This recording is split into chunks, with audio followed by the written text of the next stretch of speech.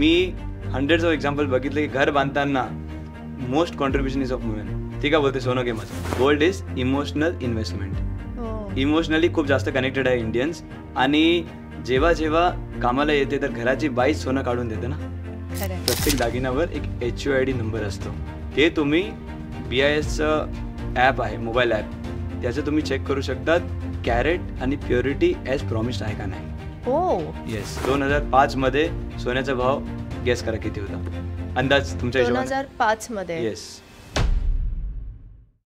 आपल्या प्रत्येकाच्याच आयुष्यात असे काही प्रसंग येत असतात की ज्यावर मात करून तुम्हाला आयुष्याची जय करावीच लागते. अशीच एक व्यक्ती आज माझ्यासोबत आहे ज्यांनी खऱ्या अर्थानं आपल्या आयुष्याची जय केली आहे. म्हणजे ह्याला मी थोडंसं बदलून सांगते, त्यांनी खऱ्या अर्थानं गोल्ड या क्षेत्रामध्ये आपल्या आयुष्याची जय केली आहे. मी बोलते राजेंद्र जैन यांच्याबद्दल. राजेंद्रजी, खूप खूप स्वागत आहे तुमचं. मला असं कळलंय की सामान्य लोकांना सोनं खरेदी करण्यामागे एक वेगळीच तुम्ही एक वेगळीच भूमिका प्ले करताय. ते हळूहळू मला असं वाटतं या पॉडकास्टमधून लोकांना कळेलच. पण माझा ना अगदी पहिला प्रश्न आहे की म्हणजे दिवाळी असो किंवा सणासुदीत गोल्ड रेट्स का वाढतात, किंवा याचा जर थोडासा अभ्यास जो मी काही केलेला आहे, मला असं कळलंय की कोविडच्या काळात अचानक गोल्ड रेट वाढला आणि त्याचं पर्सेंटेजही खूप मोठं आहे. तर एक लेमॅन सारखा हा प्रश्न आहे माझा तुम्हाला की काय कारणं आहेत की गोल्ड रेट्स का वाढतात आणि त्यामागचे काय लॉजिक्स आहेत. जसं तुम्ही सांगितलं कोविड, त्याच्यात गोल्ड रेट 30% इन्क्रीज झाला. 30% in just 8 months. 30%. Yes. 38,000 39,000 rate चालू होता 16 मार्च 2020ला. आणि जेव्हा इयर एंड होत आला तेव्हा 50,000 पर्यंत गोल्ड रेट गेलेला. नक्की कारण काय विचार करा. एक्झॅक्टली. कारण त्यावेळेला तर लोकांकडे पैसेही नव्हते, नोकऱ्या नव्हत्या, आणि अशा वेळेला गोल्ड रेट वाढणं. सगळे इन्व्हेस्टमेंट टर्न झाले गोल्डवर. जेव्हा पण क्रायसिस येतात किंवा डिमांड एकदम वाढून जाते तेव्हा जे गोल्ड रेट्स आहेत त्याचे डिमांड वाढल्यामुळे रेट्स इन्क्रीज होतात. क्रायसिस पण आली आणि सणासुदी पण आहे तर लोकांना वाटतं की गोल्ड रेट इन्क्रीज झालेले आहेत, पण ते फक्त रिझन नाही आहे. गोल्ड रेट्सचे रेट्स डिपेंड करतात इन्क्रीज डिक्रीज इंटरनॅशनल ट्रेड अफेअर्सवर. इंटरनॅशनली काय झालं, करन्सीचे रेट्स काय आहे, इन्फ्लेशन काय आहे, त्या सगळं कन्सिडर करून गोल्ड रेट्स अफेक्ट होतात. बेसिकली टू अंडरस्टँड हे आहे की सप्लाय आणि डिमांड. जेवढी जास्त डिमांड, सप्लाय तर लिमिटेड आहे, डिमांड वाढत गेली तर गोल्ड रेट्स इन्क्रीज होतात कारण लिमिटेड सप्लाय आहे म्हणून. ओके. आणि अजून एक उदाहरण, रशिया युक्रेन वॉर आता रिसेंटली झालेला. स्मॉल टाईममध्ये 8% गोल्ड रेट इन्क्रीज झाला. बघा, इंडियामध्ये तर नाही झाला वॉर. करेक्ट. ग्लोबली कुठेतरी रशियाने बॉम्ब स्पॉट केला युक्रेनवर आणि इथे गोल्ड रेट इन्क्रीज होतात. म्हणजे तिकडे तर दिवाळी आली नव्हती, दसरा पण नव्हता, तरी गोल्ड रेट 8% इन्क्रीज झालेला. दॅट्स द पॉईंट की जेव्हा जेव्हा प्रॉब्लेम्स येणार लोकांची दृष्टिकोनमध्ये gold is the most safe asset. लोकांचं सोडून द्या, गव्हर्नमेंट्स पण. लास्ट फ्यू मंथ्समध्ये चायना एवढं सोनं घेत होती की आता 62,000 पासून 72,000ची रॅली झाली just in a matter of few months. Just because एक कंट्री कुठेतरी रोज सोनं घेत होती आणि आता त्यांनी स्टॉप केलं तर गोल्ड रेट्स पण स्टेबल आहे सध्या. सो बेसिकली इंटरनॅशनल मार्केट्स आणि इकॉनॉमिक क्रायसिस याच्यामुळे खरं तर हे फॅक्टर्स जास्त महत्त्वाचे आहेत गोल्ड रेटच्या प्राइस वाढण्यामध्ये. पण मला एक प्रश्न तुम्हाला खरं तर करायचं होतं की हे फक्त माझ्याच घरी नाही तर आपल्या सामान्य लोकांच्या घरीही हे नेहमीच पाहायला मिळतं. बेसिकली सामान्य लोकांच्या घरी म्हणण्यापेक्षा भारतीयांमध्ये हे पाहायला मिळतंय की एक सोनं आणि भारतीयांमध्ये ना एक इमोशनल बॉन्ड आहे, एक इमोशनल कनेक्ट आहे. आपल्या आई बाबांनी पण आपल्याला तेच शिकवलंय की अरे पैसे आहेत, सोनं घ्या, सोन्यामध्ये इन्व्हेस्ट करा, तर हा जो इमोशनल बॉन्ड आहे या मागचं कारण काय वाटतं तुम्हाला की का भारतीय इतके ऑब्सेस्ड आहेत विथ गोल्ड. तर मेन रिझन इज तुम्हाला असं वाटतं की गोल्ड इन्व्हेस्टमेंट आहे पण ते एक संस्कृतीचं प्रतीक आहे. गोल्ड घेणं, काय पण शुभ कार्य असेल तर आपण काय करतो, गोल्ड घेतो. माझं मुलं मोठा होत आहे तर काय करतो, चला गोल्ड घेऊन ठेवा, कामाला येईल. दसरा आला 5 ग्राम, 1 तोला, 1 ग्राम, ज्याची जशी अनुकूलता की कशी काय घ्यायचं. ज्याला 1 ग्राम घ्यायचं तो 1 ग्राम पण घेतो, ज्याला 1 किलो सोनं घ्यायचं तो तेही घेतो.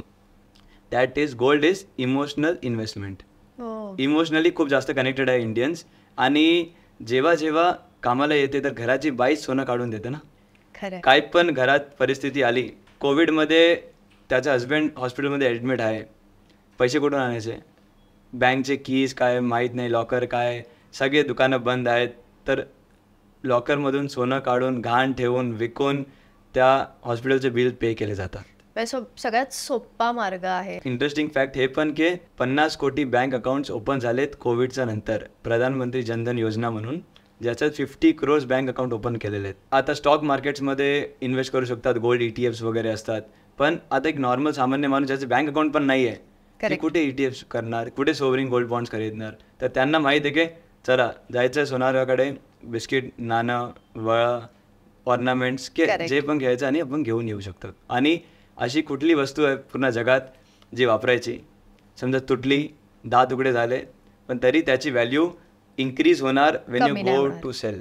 हां, तुम्ही सर्टिफाईड गोल्ड किंवा व्यवस्थित करून घेतलं असेल की हॉलमार्कच घ्यायचं आहे, चला हॉलमार्क तर आता आला, पहिले लोक विश्वासावर जास्त घ्यायचे, आता लॉजिकवर गोल्ड घेणं खूप जास्त इम्पॉर्टंट आहे. ब्रँड येस, खूप brands are the thriving tools of Indian jewellery sector. याच्यात त्यांनी हे कंपल्सरी केलं की आम्ही हे जे विकणार ते सर्टिफाईड गोल्ड विकणार, आम्ही हे प्राईसमध्ये विकणार.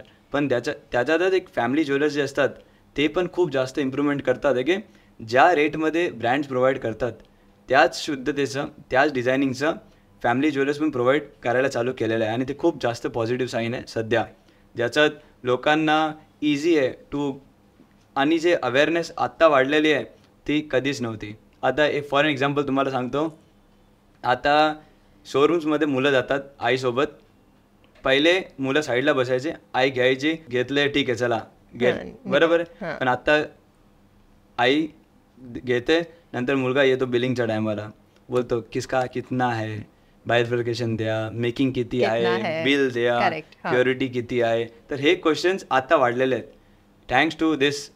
आता आपण जे पॉडकास्ट करतो ते पण, आणि जे टेक्नॉलॉजी वाढ झालेलं आहे त्याच्यात त्यांच्याकडे एक इन्व्हेस्टमेंटचं पॉवर आहे आई वडिलांकडे, आणि यांच्याकडे नॉलेजचं पॉवर आहे. करेक्ट. मला यानंतर आता खूप प्रश्न पडलेत. माझा पहिला प्रश्न असा आहे की जसं तुम्ही म्हटलं की सोन्याची जी शुद्धता असते ती कशी ओळखायची, कारण एकीकडे आहे ट्रेडिशनल ज्वेलर्स, एकीकडे आहे मोठे ब्रँड्स.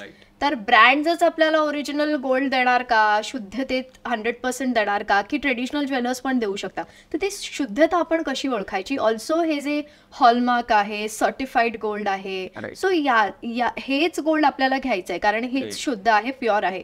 पण मग यात मेकिंग चार्जेस मध्ये पण फरक पडतो, आणि most of the Indian families, म्हणजे इन्क्लुडिंग माय मदर, माझ्या आईला इन्क्लूड करून मला माहिती आहे की ते मेकिंग चार्जेसवर खूप डिपेंडेंट असतात की नाही एवढं मेकिंग चार्ज मी नाही देणार. मग जर मेकिंग चार्ज कमी झालं तर गोल्डची शुद्धता पण कमी होते का, हा माझा प्रश्न.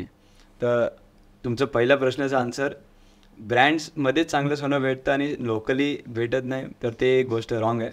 एवढ्या वर्षापासून ब्रँड्स कुठे होते, इंडियाची हिस्ट्री बघायला गेले तर हजारो वर्षाची हिस्ट्री आहे, आणि राजा महाराजा होते तेव्हापासून सोन्याचे नाणं भेटायचे, तेव्हा ते ब्रँड्स काही नव्हते. पण मध्ये एक पिरियड आलेला 100-200 years बॅक, जेव्हा लोक हेराफेरी करायचे गोल्डच्या प्युरिटीमध्ये, बिकॉज लोकांना स्वस्त पाहिजे.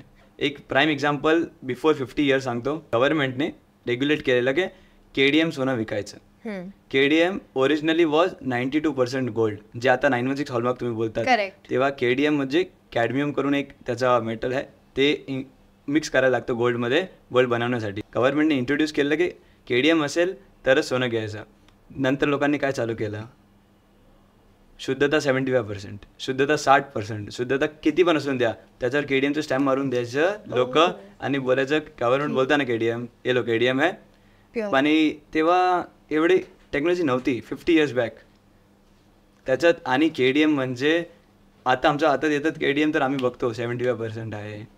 अलग अलग स्टॅम्प, आपल्या मर्जीचा स्टॅम्प, फक्त KDM पाहिजे, कोणी लिहितं 22 KDM, कोणी लिहितं 23 KDM, सगळं माल मसाला, थोडं मिस्टेक्स.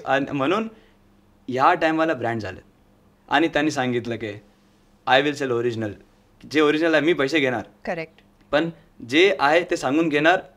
म्हणून एक खूप जास्त, जसं एक तनिष्क आहे, खूप रिस्पेक्टेड इंडियन ब्रँड, ऑफर काढलेली की तुमचं सोनं तुम्ही घेऊन या, आमच्याकडे गोल्ड टेस्टिंग मशीन आहे. त्या काळात 97-98 मध्ये की तुम्ही कुठेही असा महाराष्ट्रात, तुम्ही या आमच्या कुठल्याही शोरूममध्ये, तुमचं सोनं मापून घ्या की कसं आहे. तेव्हा एक इंटरेस्टिंग फॅक्ट आलेला, 90% ऑफ गोल्ड वॉज सबस्टँडर्ड.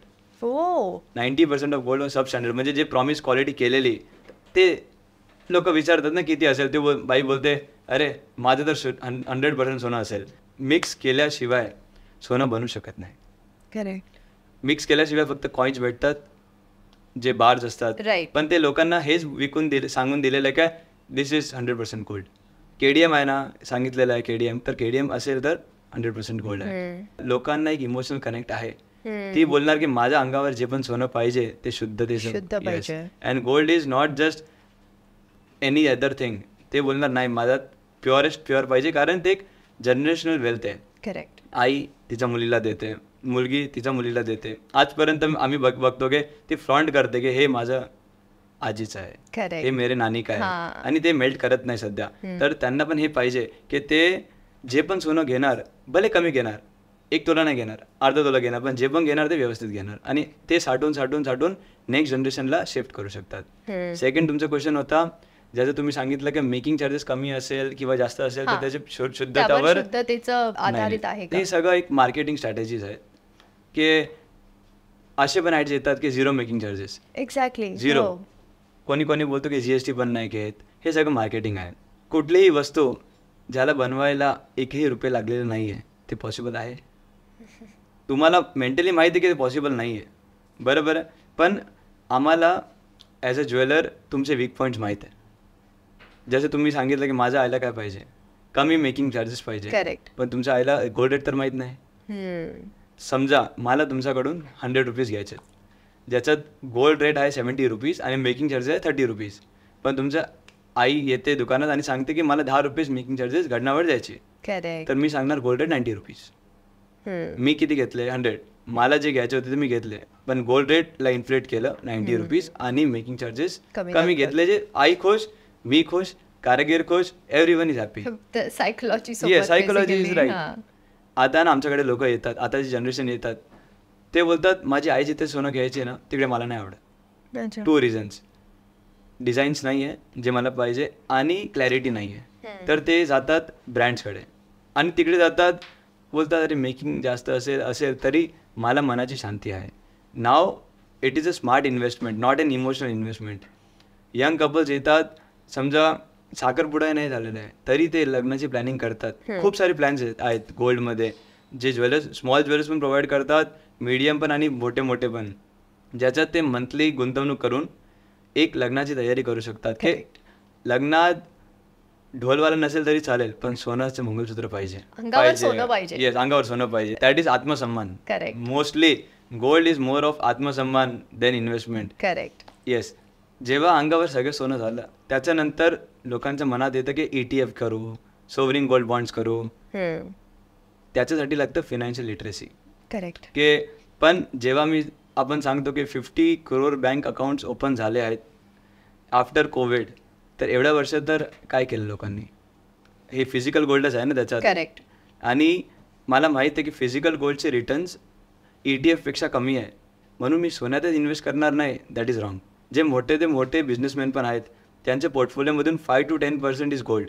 म्हणजे त्यांचे 100 करोडचे इन्व्हेस्टमेंट आहेत तर 10 करोड त्यांनी सोन्यात इन्व्हेस्ट केलेले आहेत. तर सामान्य माणसासाठी तर हे एकमेव साधन आहे इन्व्हेस्ट करायला. आणि घरी पैसे ठेवले किंवा बँकेतच ठेवले की नाही फिजिकल गोल्डमध्ये लॉस होतं आहे. Gold is, I have never seen, मी कधी बघितलंच नाही एवढ्या वर्षामध्ये की गोल्डला स्लंप आले लॉंग टर्ममध्ये. करेक्ट ठीक आहे, एप्रिलमध्ये 60,000 असेल, मेमध्ये 55,000 झालं, पण जूनमध्ये तो परत 65 होणार. वरतीच जातो. Long term gold is a long term investment, घेऊन विसरून जायचं. खरं तर माझा पुढचा प्रश्न हाच होता तुम्हाला की गोल्डमध्ये, म्हणजे तुम्ही स्वतः गोल्ड या क्षेत्रातले एक्सपर्ट असल्याने मी हा प्रश्न तुम्हाला विचारते की तुम्ही स्वतः सल्ला द्याल का लोकांना की गोल्डमध्येच इन्व्हेस्ट करा, की कशा पद्धतीने इन्व्हेस्ट केलं पाहिजे असं? Excellent question. याचा 2 पॉईंट ऑफ व्ह्यू, मी सर्वसाधारण माणसाच्या पॉईंट ऑफ व्ह्यूने सांगणार आणि एक ज्याला ऑलरेडी फायनान्शियल लिटरसी आहे पूर्ण त्याच्याने, दोन्ही आन्सर्स देतो. समजा सर्वसाधारण माणूस जे आहे त्याच्याकडे दुसरं पर्यायच नाही की कुठे लावणार पैसे, स्टॉक मार्केटमध्ये लावणार, त्याची पण नॉलेज तर नाही आहे, पण गोल्डमध्ये इन्व्हेस्ट करायला हवं फॉर लाँग टर्म. आणि खूप सारी योजना आहे. बिस्किट घेऊ शकतात, नंतर भिशी वगैरे असतात, नंतर ज्वेलरी घेतात. करेक्ट. आणि रुरल इंडियाला कन्सिडर करू, म्हणजे जे ग्रामीण भाग आहे त्यामध्ये 58% कॉन्ट्रीब्युशन आहे गोल्ड परचेसमध्ये. शहरी सोडून द्या, अजूनही आता करंट डेटा 58% ग्रामीण भागातून गोल्डची डिमांड आहे. तर जस्ट कन्सिडर करा तिकडे किती फायनान्शियल लिटरसी आहे, किंवा बँक अकाउंट्स आता ओपन झालेत त्यांचे. एवढ्या वर्षापासून ते गोल्डमध्ये इन्व्हेस्ट केलेले आहेत. एवढ्या वर्षापासून म्युच्युअल फंड्स वगैरे आता 20 इयर्स झाले मला वाटतं बूममध्ये आहे. पण 100 इयर्स बॅक लोक जमीन गोल्ड घ्यायचे आणि त्याची व्हॅल्यू इन्क्रीज व्हायची. That is a historical proof की आहे आपल्याकडे. एक रेटचा तुम्हाला अंदाज देऊ तर 2005 मध्ये सोन्याचा भाव गेस करा किती होता अंदाज तुमच्या हिशोबाने. 2005 मध्ये. येस, 20 इयर्स बॅक, आजपासून 20 इयर्स बॅक. हा, एवढं मला आठवत नाही, पण आय थिंक अराउंड 15-20,000. 15-20 हजार रुपये. गोल्डचा रेट होता फक्त 5,000 रुपये. 2005 मध्ये गोल्डचा रेट होता 5,000 रुपीज. 2010 मध्ये 20 वर्षात हा कन्वर्ट झाला 5,000 to 78,000 टुडे अप्रॉक्स 24 कॅरेटचा. तर ते काय सडन इन्क्रीज नाही आहे, ते स्टेप बाय स्टेप इन्क्रीज आहे. जसं इकॉनॉमी वाढत गेली जगामध्ये, वॉर्स किंवा इन्फ्लेशन किंवा जे करन्सीचं रेट्स फ्लक्च्युएशन्स आहे त्या सगळ्यांवर डिपेंडेंट आहे. स्टार्टिंगचं इयर्समध्ये 2012 मध्ये रेट झालेला 30,000 रुपीज. तेव्हा खूप मोठा जास्त बूम होता की 2 वर्षामध्ये 18,000 पासून 30,000 वर गेला. नंतर लोकांना आता वाटलं की आता 12,000च्या पुढे काय जाणार, रेट नाही जाणार. नंतर आला कोविडचा काळ, ज्याच्यात रेट आलेला 38,000 रुपीज अप्रॉक्सिमेट. कोविड संपला तेव्हा रेट होता, ॲव्हरेज रेट होता 50,000 रुपीज. आता लास्ट इयर 2023 मध्ये रेट होता अप्रॉक्सिमेट 58,000 to 60,000 रुपीज. करेक्ट. आज 2024 मध्ये रेट आहे 78,000 रुपीज, क्लोज टू 78,000 रुपीज. तर ठीक आहे, कन्सिडरिंग की तुम्ही बेस्ट ऑफ स्टॉक्समध्ये इन्व्हेस्ट करणार तर त्याच्या कम्पेअर केलं, तुम्ही निफ्टी 50मध्ये इन्व्हेस्ट केलं त्याचं रिटर्न्स तुम्ही कम्पेअर करणार तर कमी आहे फिजिकल गोल्डमध्ये, ETFमध्ये नाही. पण from a common man point of view, सर्वसाधारण माणसासाठी gold is the best investment, risk free. घरी सोनं आहे आणि एक टँजिबल ॲसेट आहे. स्टॉक्स घरी नाही आहे, that is intangible asset. आणि एक प्रथा आहे विमेनमध्ये की ते सोनं घेतात ना, ते ठेवतात आतमध्ये, ते काढून देतात at the time of emergency. Me hundreds of example बघितले की घर बांधताना most contribution is of women. ती काय बोलते, सोनं घे माझं, चालेल सोनं घे आपण परत बनवणार. पण प्रसंगातच खरं तर म्हणजे जेव्हा जेव्हा घरावर क्रायसिस येतं तेव्हा बाईकडनं हे खूप मोठं कॉन्ट्रीब्युशन असतं की चल माझं गोल्ड घे. आणि आता एक फॉर एक्झाम्पल, रात्रीचे 12 वाजलेत, तुमच्याकडे खूप सारी प्रॉपर्टीज आहे आणि तुम्हाला अर्जंट 10 लाखाची गरज आहे. घरात 2 बिस्किट असेल ना गोल्डचे, ते बाजूवाल्याच्या घरी ठेवा, त्यांना सांगा की इसका व्हॅल्युएशन 15 लाख रुपये, 10 लाख रुपये पाहिजे. करेक्ट. किंवा त्याला सांगा की हे 5 करोडची जमीन आहे, 10 लाख रुपये पाहिजे. खूप कशावर देणार ते बोलणार जमीनचे पेपर ठेव, मेरे को 2 बिस्किट 200 ग्राम दे दो, टेक द 10 लाख रुपीज. आणि जे इमर्जन्सी सिच्युएशन आहे ते गेलं. तर 1 year worth your expenses should be invested in gold. 1 year worth of expenses, तुमचे काही पण एक्सपेन्सेस असून द्या, 1 year वर्थ ऑफ एक्सपेन्सेस तुमचे गोल्डमध्ये गुंतवणूक पाहिजेच पाहिजे. Financial literate person point of view, की समजा ज्याला पूर्ण नॉलेज आहे, एज्युकेटेड आहे, पूर्ण नॉलेज आहे, तेही सुद्धा 5 to 10% गोल्डमध्ये इन्व्हेस्ट करतात. ठीक आहे, ते बाकी पण करणार इन्व्हेस्टमेंट, नो डाऊट, त्यांचं तेवढी क्षमता आहे आणि त्यांना नॉलेज आहे. करेक्ट. गोल्डमध्ये तुम्हाला इन्व्हेस्ट करून सोडून द्यायचं, डोकं लावायची गरज नाही.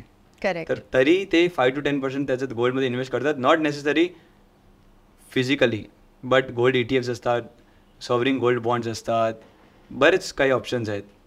बेसिकली तुमचा स्वतःचा ब्रँड आहे प्रवेश गोल्ड नावाने, आणि तुम्ही म्हणजे जसं असतं ना, आता हल्ली आपल्याला मॅनेजमेंट करणं प्रत्येक गोष्टीत गरजेचं आहे. लग्न करायचं तर त्याचं मॅनेजमेंट एक 5 वर्ष आधीपासूनच सुरू होतं, किंवा बाळ झालंय मग त्याचं फ्युचर कसं असेल त्याचं एक मॅनेजमेंट वेगळं सुरू असतं. प्रत्येक गोष्टीचं आपण अगदीच लग्नाला जायचंय, कुणाच्या तरी लग्नाला जाय त्याचंही मॅनेजमेंट आपण आधीपासून करतो की मला अशीच साडी हवी आणि हेच दागिने हवे आणि हे हवंय. तसं तुम्ही एक वेगळंच एक रेव्होल्युशन आणताय की गोल्ड बाईंग मध्ये सुद्धा एक मॅनेजमेंट आहे. जर Planning आहे. तुमच्याकडे जर एक छोटी रक्कम आहे तर ती कशी काय, त्या रकमेने तुम्ही गोल्ड कसं घेऊ शकता, किंवा तुमच्याकडे मोठी रक्कम आहे किंवा तुम्हाला एखाद्या ओकेजनसाठी गोल्ड हवंय पण तुम्हाला हीच डिझाईन हवंय पण तुमचं बजेट एवढं नाही. सो या सगळ्या गोष्टीमध्ये तुम्ही खरं तर लोकांची मदत करताय आणि त्यांना गाईड करताय की तुम्ही कसं काय घेऊ शकता. मला याबद्दल थोडंसं जाणून येस. घ्यायचं. तर हे सगळं पार्ट आहे प्लॅनिंगचं, की मला 2 वर्षामध्ये लग्न करायचं आहे. आणि नॉट नेसेसरी तुम्हाला जे प्लॅन सूट होणार ते दुसऱ्याला पण होणार. करेक्ट. नॉट नेसेसरी जे माझ्यासाठी राईट आहे ते तुमच्यासाठी पण राईट आहे. तर असं नाही का one plan suits all. So आमच्याकडे एक टीम आहे जे सजेस्ट करतात what is right for you. तुमचे गोल काय आहे, तुमचं पर्पज काय आहे, त्याच्याने ते एंड गोल डिसाईड करतात. मला सांगा, लग्नाची खरेदी करायची आहे, त्याचे ट्रायल एरर चालणार का? ट्रायल एरर नाही चालणार. इंडियामध्ये 80 करोड तोला सोनं विकलं जातं एव्हरी इयर. 80 करोड तोला मीन्स 10 ग्राम्स, म्हणजे ते 800 करोड ग्राम एव्हरी इयर. आणि एकही माणूस असा नाही आहे जे सजेस्ट करू शकतो की कसं घ्यायचं गोल्ड. तर तुम्ही त्याच्या व्हॅल्युएशन मध्ये रुपीज मध्ये जाणार ना, तर अशी काहीतरी अमाऊंट असेल ज्याच्यात 000 काउंट इतके झिरोज असतील की ते आपण करताना. काउंटही नाही करू शकणार. करेक्ट. सोन्याचा रेट 1 लाख सुद्धा झाला ना तरी ते फिगर कमी होणार नाही, वाढणारच आहे. राईट, वाढणारच आहे. तर जसं आम्ही काय प्रोव्हाइड करतो, एक अशी परचेस प्लॅनचा option depending on your purchase. मला माहिती आहे की मला कधीतरी पुढच्या वर्षी किंवा त्याच्या पुढच्या वर्षी लग्न करायचं आहे, करेक्ट. पण आज माझ्याकडे पैसे आहे, तर आम्ही असं पण प्लॅन सजेस्ट करतो की त्याला रेटचं पण बेनिफिट भेटेल, की आजचाच भाव लागेल, सोनं तू नंतर घे, कधी घ्यायचं तेव्हा घे.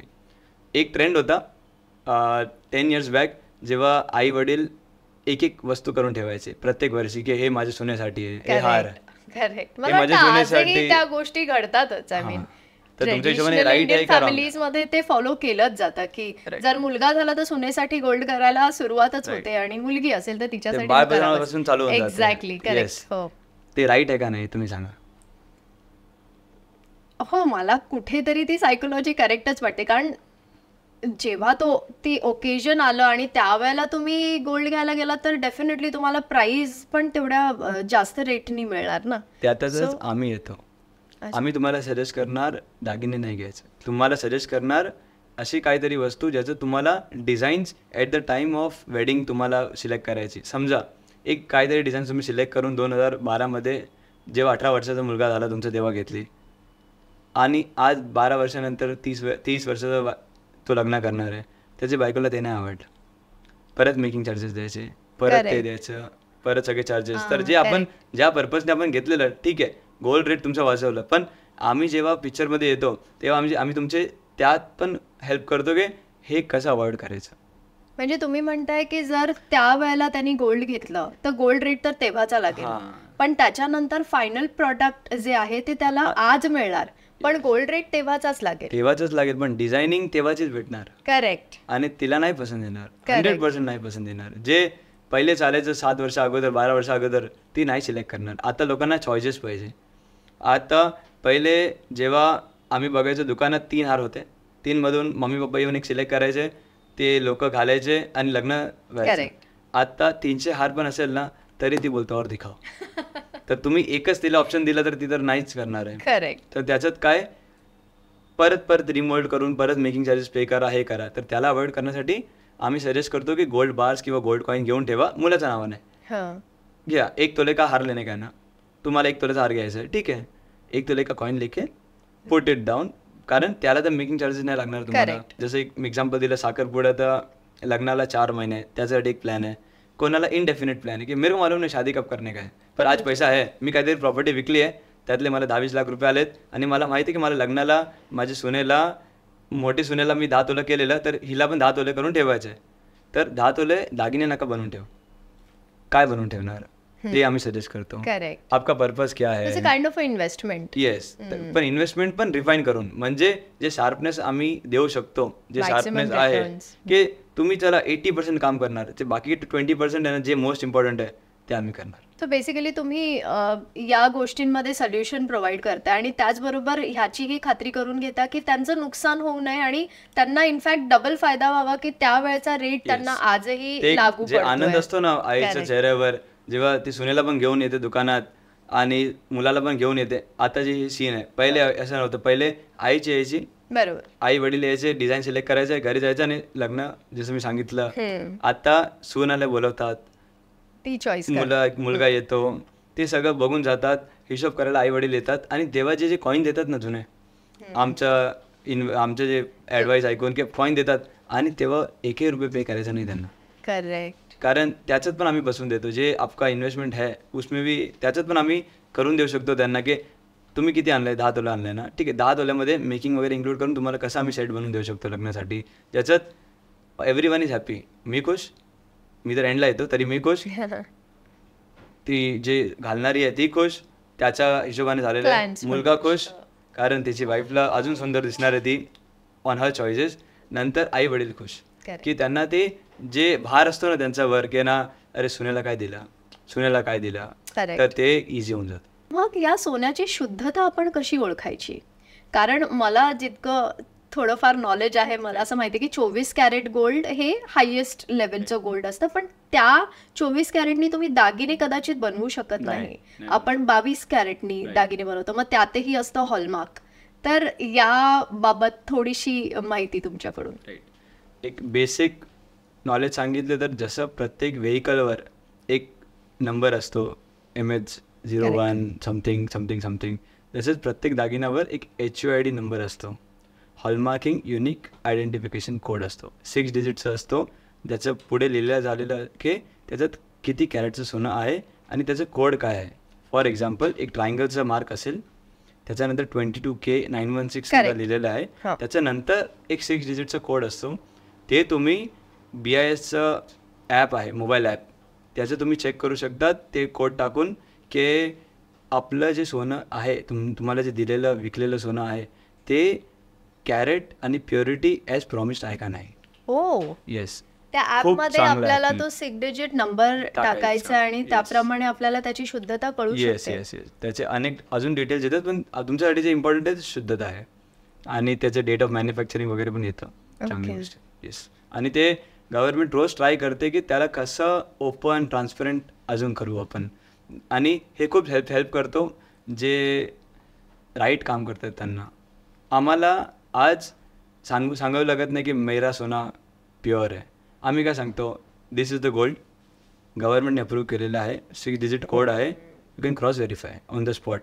त्याच्यात कॉन्फिडन्स एवढं वाढलेलं आहे कस्टमरचं की येतात लोक आम्हाला विचारायला की अरे वो कोड दिखाओ ना, जो तुम व्हिडिओ बोला था, वो कोड दिखाओ ना. आम्ही जेव्हा दाखवतो आणि त्यांना विश्वास होऊन जातो, अरे वा, मी जे सोनं घेत आहे, कारण this is not trial and error, की घेतलं नाही आवडलं, कोणाला दाखवलं, रिटर्न करू शकत नाही. फसवणूक होण्याची काही शक्यताच नाहीये. म्हणजे ते 6 डिजिट नंबर त्या ऍपवर जर त्यांनी टाकले तर तिथल्या तिथे त्यांना कळतं की बाबा हे सोनं शुद्ध आहे की नाही आणि काय पर्सेंटेज आहे. आणि त्याच्यात थोडेफार असे वस्तू पण आहेत जे एक्झॅम्प्ट आहेत, जसं कुंदन ज्वेलरी झाली, पोलकी ज्वेलरी, जे त्याच्यावरती कोड असू शकतच नाही. तर ते जे प्लेन गोल्ड ज्वेलरी असेल, मीनाकारी वगैरे असेल, तर त्यांना पॉसिबल आहे, पण कुंदन ज्वेलरी असेल की पोलकी, त्याच्यावरती स्टॅम्प सध्या नाही आहे, पण ते पुढे जसे डेव्हलपमेंट होईल तसं येणार. पण मग माझा एक प्रश्न असाही होता की प्रत्येक स्त्रीला जितकं सोनं आवडतं, गोल्ड खरेदी करायला आवडतं, दागिने घालायला आवडतात, तितकंच तिला डायमंड सुद्धा आवडतात. पण मग एका पॉइंट नंतर कुठेतरी डोक्यात अशाही गोष्टी असतात की गोल्ड आता घेतलं तर त्याची व्हॅल्यू मला म्हणजे मी फायद्यातच असणार आहे, कारण त्याची व्हॅल्यू तर वाढतच जाणार आहे. पण मी डायमंड घेतलं तर मला नाही माहिती, मग त्याची व्हॅल्यू कदाचित डिक्रीज पण होऊ शकते का, मला ते खरंच नाही माहिती. सो गोल्ड आणि डायमंड यातली जी खरेदी आहे आणि पुढे जाऊन याचा जो फायदा नुकसान असतो त्याबद्दल मला सांगा की कोणत्या दागिन्याला प्रेफरन्स द्यायलाच हवा. मोस्टली एक बेसिक डिफरन्स गोल्ड आणि डायमंड्समध्ये, गोल्ड तुम्ही माझ्याकडे घेऊन कुठे विकू शकतात, दुसऱ्याकडे तो हॅपीली घेणार आणि घेऊ शकतात, चला ठीक आहे थोडा डिफरन्सवर. पण डायमंड्स आर नॉट इझिली रिसेलेबल.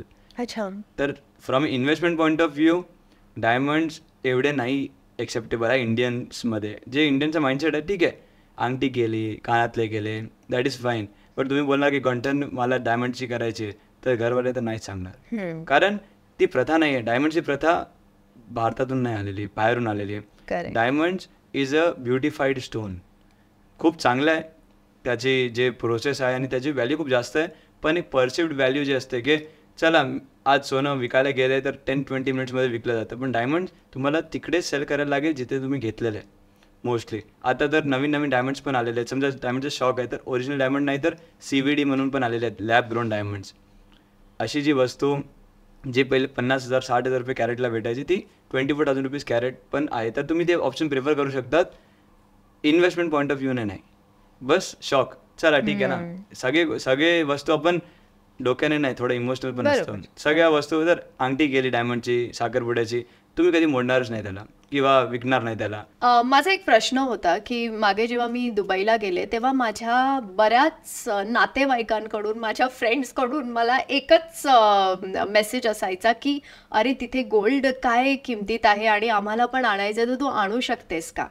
तर दुबईमध्ये ऑफकोर्स गोल्ड स्वस्त आहे, पण जेव्हा मी स्वतः तिथे त्या मार्केटमध्ये गेले होते खरेदी करायला तेव्हा एका पॉईंटला मला असं वाटलं की फार डिफरन्स तसा मला नाही जाणवला. ऑल्सो जेव्हा तुम्ही भारतात गोल्ड घेऊन येतात त्याचेही काही एक लिमिटेशन्स आहेत.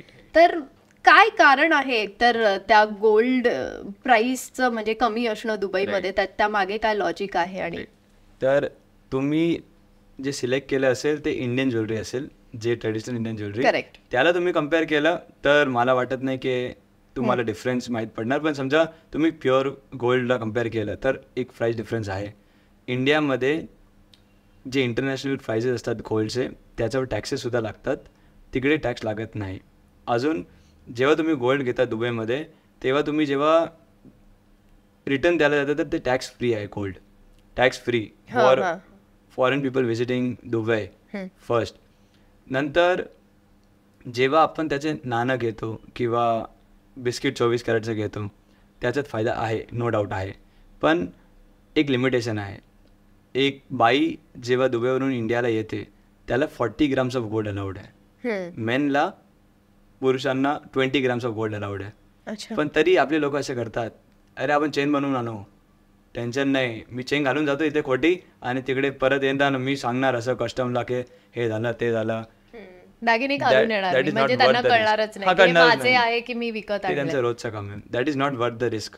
त्याच्यात खूप जास्त क्रिमिनल केसेस पण लागतात आपल्यावर. आणि समजा तुम्हाला जास्त सोनं आणायचं आहे तर तुम्हाला 9% जे इम्पोर्ट ड्युटी आहे ते पे करून आणावी लागते, जे पहिले 15% होती. आता रिसेंटली 3 महिना अगोदर त्याची इम्पोर्ट ड्युटी पण डिक्रीज केलेली आहे, तर 9% आणलेलं. त्याला तुम्ही 9% इम्पोर्ट ड्युटी भरून किती सोनं आणू शकतात, बट ते तर ऑलरेडी त्या रेटवर इथे भेटत आहे. एक जेव्हा तुम्ही मजा करायला जाता दुबई वगैरे, ठीक आहे, फॉर एन एन्जॉयमेंट तुम्ही जाऊ शकता, थोडंफार घेतलं फॉर मेमरी घेऊ शकतात, तुम्ही स्मगलिंग नाही करू शकणार. करेक्ट. तुम्ही असं विचार नाही करू शकणार लाखो का फायदा, करोडो का फायदा. नो. समजा असं पॉसिबल असतं तर एव्हरी सेकंड इंडियन रोज दुबईला जायचं यायचं, राईट. आणि जे कॉस्ट इन्वॉल्ड आहेत टू अँड फ्रो जायचं, that is not worth the risk आणि नॉट प्रेफरेबल ऑल्सो. आणि तुम्ही दुबईचं गोल्ड इंडियामध्ये आणलं आहे तर तिकडचे बिल्स घेऊन लोक परचेस करणारे खूप कमी असणार. तुमच्याकडून कोण घेणार, तुम्ही तर घेऊन टाकणार, तुमच्याकडून सोनं पण घेणार. करेक्ट. एक नॉर्मल सामान्य माणसाने ठीक आहे माइंडमध्ये आहे की फायदा झाला, पण इज द फायदा वर्थ द रिस्क.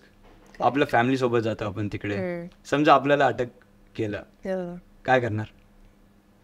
2 वर्ष 5 वर्ष काय पण असेल, डिपेंडिंग ऑन द किती गोल्ड तुम्ही घेऊन आले तिकडे. असं जेव्हा आपण सोनं विकायला जातो तेव्हा जसं तुम्ही म्हटलात की त्यात नेहमी फायदाच असतो. तुम्ही ज्या रेटमध्ये सोनं घेतलंय ते विकताना काही वर्षांनी किंवा काही दिवसांनी तुम्हाला नेहमी प्राइस ही जास्तच मिळते. हे एक त्यामागचं बेनिफिट आहे आणि म्हणूनच सोन्यामध्ये जास्त इन्व्हेस्ट केलं जातं.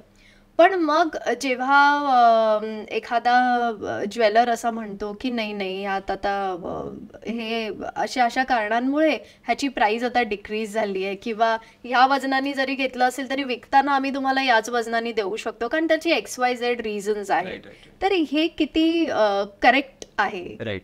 तर जेव्हा आपण सोनं विकताना जसं आपल्या भाषेत असं सांगतात मोडताना कॅश वगैरे घेतोय तर नो डाऊट त्याची थोडीफार कमी किंमत येते, पण ऑल दॅट डिपेंड्स ऑन तुम्ही काय घेतलेलं आहे. समजा तुम्हाला माहीतच नाही की त्याची शुद्धता किती आहे, काय किती आहे, तर त्यांच्याकडे गोल्ड टेस्टिंग मशीन असतात, त्यांना सांगायचं की गोल्ड टेस्टिंग रिपोर्ट द्या आम्हाला, तर तुम्ही कॅल्क्युलेट करू शकतात. आणि here comes no knowledge on gold buying and selling. तुम्हाला फक्त काय करायचं आहे, एक इझी सोल्युशन देतो. नेक्स्ट टाइम कधी सेल करायला किंवा एक्सचेंज करायला जाणार तर एक फॉर्म्युला लाईफ टाईम तुम्हाला कामाला येईल. तुमचा वेट तुम्हाला काट्यावर दिसतं. गोल्ड टेस्टिंग रिपोर्ट घेतला, त्याच्यात सोन्याची शुद्धता किती आहे ती समजली आणि आजचा रेट किती आहे ते बघायचं. त्याच्यात विचारायचं की आता तुम्ही किती डिडक्शन करणार आहेत.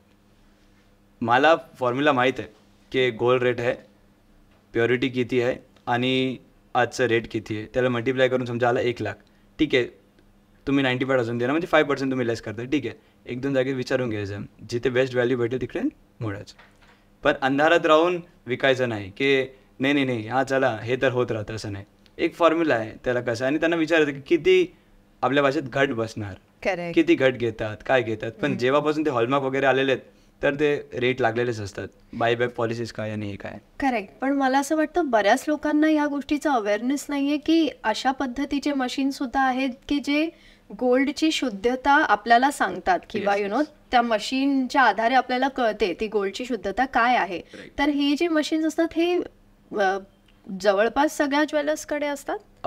नॉट नेसेसरी, सगळ्या ज्वेलर्समध्ये नसतात, ते महाग येतात मशीन्स. पण ज्वेलर्सकडे असे प्लेसेस असतात जिथे समूहमध्ये ते एक टेस्टिंग सेंटर असते आणि 100 ज्वेलर्स असतात. तर ते तिकडे तुम्ही त्यांना रिक्वेस्ट केली तर तुम्हाला टेस्टिंग रिपोर्टसुद्धा देऊ शकतात, if they are fair and right. नाहीतर ते सांगणार की घसून येस इसका शुद्धता इतना है. They were right until a point of time जेव्हा 2 ते 3च टाईपचे दागिने यायचे. पण आता तुम्हाला दिसणार एकदम पिवळा गोल्ड, येलो आणि त्यात 60%च गोल्ड आहे. तुम्हाला दिसणार की अरे काळा झालेला आहे, लाल झालेला आहे, तर त्याची प्युरिटी पण 91.6% आहे.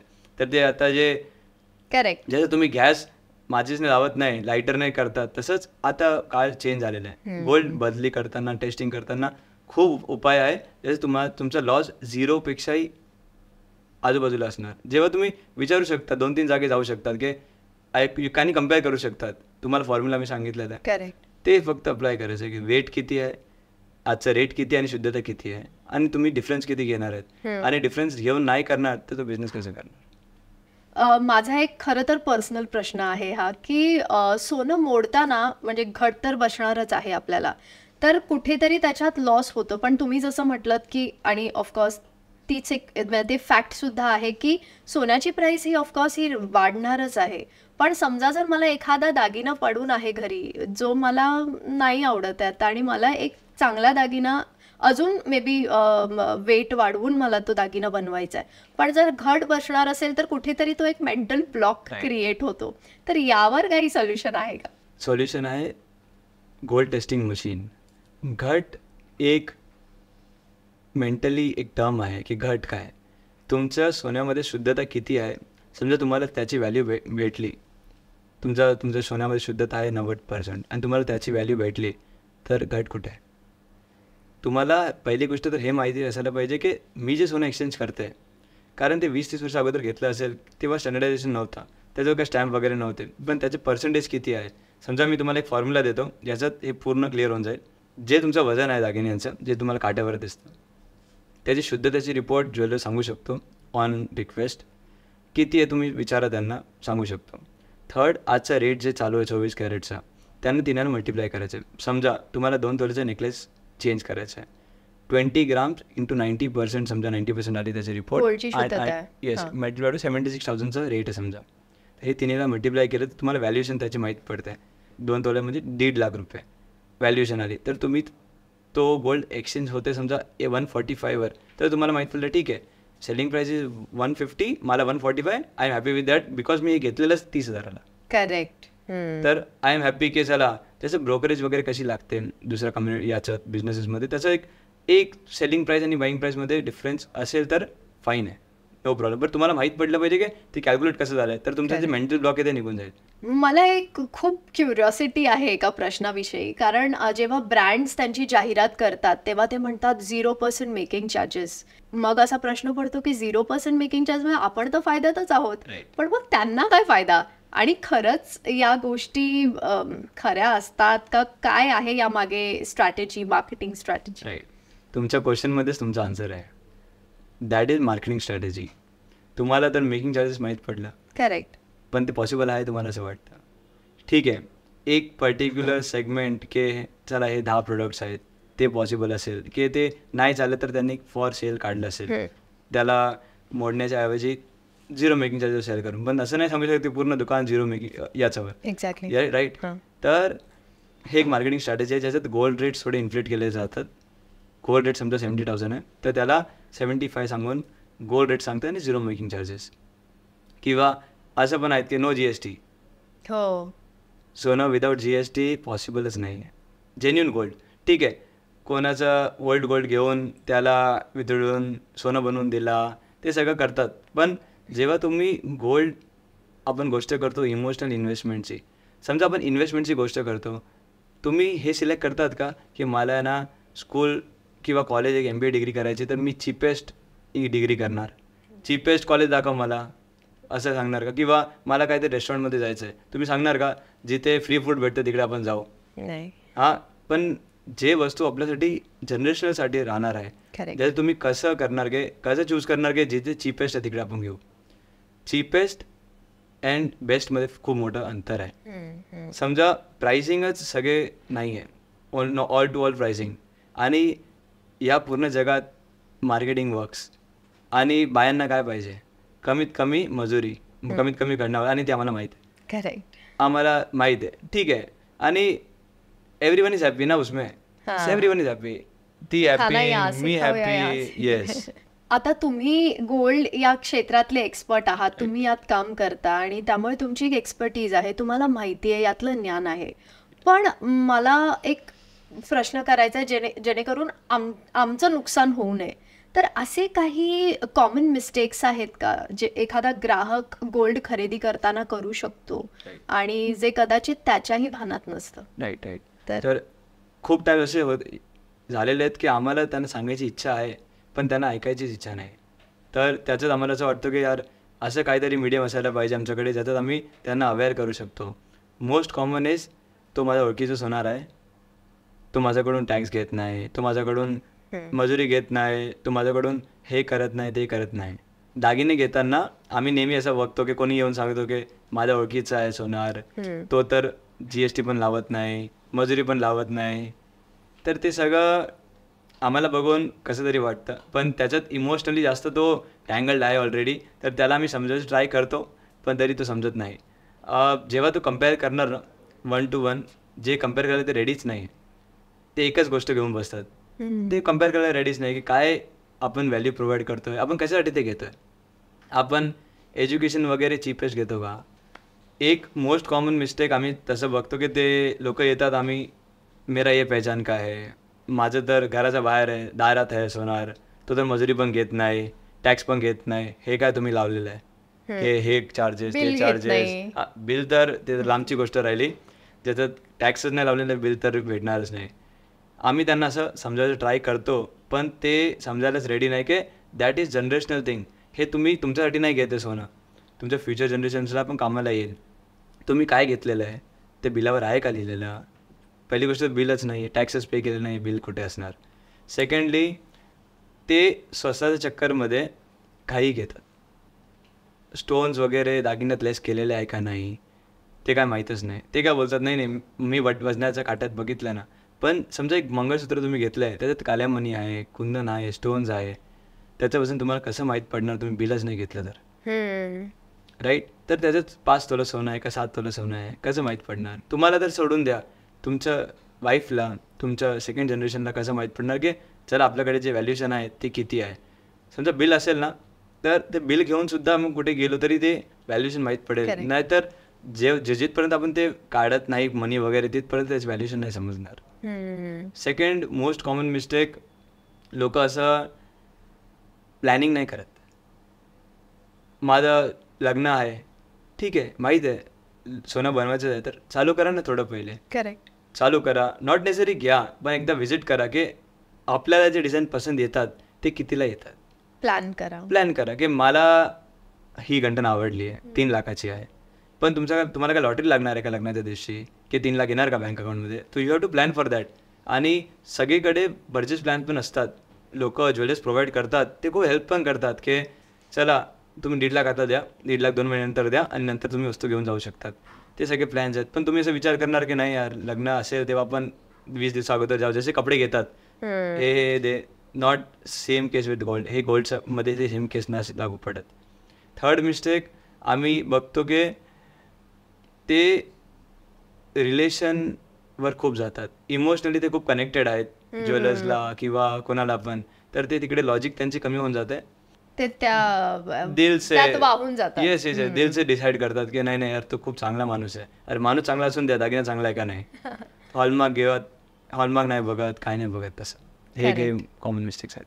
करेक्ट. आणि याच प्रश्नाला जोडून आणखी एक प्रश्न होता माझा की 3 टिप्स जर तुम्हाला द्यायचे झाले दागिने विकत घेताना, म्हणजे ज्याच्याने फायदाच होणार आहे, नुकसान नाही होणार आहे, तर असे 3 टिप्स काय असतील?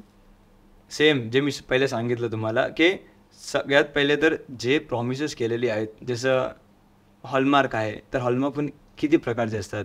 22 कॅरेट हॉलमार्क आहे, 18 कॅरेट हॉलमार्क आहे, 20 कॅरेट हॉलमार्क आहे, किती आहे. समजा मी 22 कॅरेटचे दागिने घेतलेले आहेत, तर 22 कॅरेटचा त्याच्यावर शिक्का आहे का, ज्याला एक कोड असतो HYD कोड, ज्याचं तुम्ही चेक पण करू शकतात ऑनलाईन जाऊन की दॅट इज व्हॅलिड. नंतर समजा मी काहीतरी प्रॉमिस केलेली आहे की याच्यात 5 तोला सोनं आहे, तर तुम्ही बिल बघितलं का, बिलवर ते बरोबर नोंदणी केलेली आहे का की त्याचं ग्रॉस वेट एवढं आहे, मनी सकट एवढं वजन आहे, मनी सोडून एवढे वजन आहे, जेणेकरता जेव्हा पुढे आम्हाला रिटर्न द्यायचं असेल, मोठं घ्यायचं असेल किंवा विकायचं असेल, तर तेव्हा मिसअंडरस्टँडिंग्स होणार नाही. थर्डली थोडं हे कमी वापरा आणि हे जास्त वापरा, because gold is not just an emotional investment but make it a smart investment. की कोणीही तुम्हाला आठवण करणार की येस ज्याने हे जे सोनं घेतलं ना ते खूप चांगलं घेतलं आणि काही चुकीचं नाही याच्यात. असं जसं तुम्ही म्हटलात की मार्केटिंग स्ट्रॅटेजी सध्या खूप फॉलो केले जातात, कारण त्या ब्रँडला मोठं करायचं असतं. तर तसाच हा प्रश्न आहे की असंही अनेकदा होतं की तुम्ही हे खरेदी करा आणि तुम्हाला गोल्ड कॉईन्सच मिळतील. तर हे कसं काय शक्य आहे आणि त्यातनं त्यांना काय फायदा होणार आहे, आणि खरंच या गोष्टींवर ग्राहकांनी विश्वास ठेवायला हवा का? हे तुम्हाला सोन्याचे नाणे आवडतात, तुम्हाला कॉईन्स आवडतात म्हणून ते कॉईन्स देतात, पण ते कॉईन्सची व्हॅल्यू किती आहे विचार करा. अंदाज किती असेल त्या कॉईनची व्हॅल्यू. 1 लाखाची खरेदीवर एक कॉईन फ्री आहे, तर किती व्हॅल्यूचं ते कॉईन असेल तुम्हाला लिहून देतात. हां, त्या कॉईन्स असतात 350 रुपयेचे 700 रुपयेपर्यंत. 50 मिलीग्राम्स 100 मिलीग्राम्स. ते फॉईल येतो ॲल्युमिनियमचा फॉईल, तसे गोल्डचं फॉईल येतो, ते असतात. तुम्ही त्याला विकू पण शकणार नाही किंवा त्याची व्हॅल्यू तुम्हाला पण येणार नाही. पण ठीक आहे, गिफ्ट स्वरूपी चांगलं आहे. पण तुम्ही हे विचार करा की 1 लाखाची तुम्ही खरेदी केली विथ द फोकस की मला गिफ्ट भेटणार आहे कॉईन. तुमचं पूर्ण फोकस मजुरीवर नव्हता, प्युरिटीवर नव्हता, करेक्ट, फक्त डिझाईन आणि ते फ्रीचं कॉईन. त्याच्याऐवजी तुम्ही कॉन्सन्ट्रेट केलं असतं ना त्या मेकिंग चार्जेसवर किंवा डिझायनिंगवर, तर तुम्हाला नक्कीच 1000 रुपयाचा फायदा झाला असता. गोल्डकडे ना स्त्रियांचं एक वेगळंच अटॅचमेंट असतं, एक आकर्षण असतं, एक इमोशनल कनेक्ट असतो, कारण त्यांना गोल्ड घ्यायला आवडतं. तर असं काही आहे का की म्हणजे फिजिकली तुम्ही इतकंच सोनं घेऊ शकता आणि इतकंच सोनं घरी ठेवू शकता, असं काही आहे का? राईट. गोल्ड एक स्त्रीधन पण म्हटलं जातं, राईट. तर त्याच्यात समजा तुमच्याकडे त्याचं बिल नाही आहे, पावत्या नाही आहे, तर आणि तुम्ही मॅरिड आहेत, तर तुम्हाला 500 ग्राम म्हणजे 50 तोलं सोनं ठेवायची परवानगी आहे. तुम्हाला कोणी विचारणार नाही की कुठून आलं काय आलं. तुम्ही अनमॅरिड फिमेल्स आहेत तर तुम्हाला 250 ग्राम्स म्हणजे 25 तोलं सोनं अलाउड आहे. आणि मेनचं पण सांगतो की त्यांना 10 तोला अलाउड आहे. बिल वगैरे नसेल तरी 10 तोलं सोनं ते ठेवू शकतात. हे considering fact that India is सोने की चिडिया. इंडिया वॉज कॉल्ड सोने की चिडिया.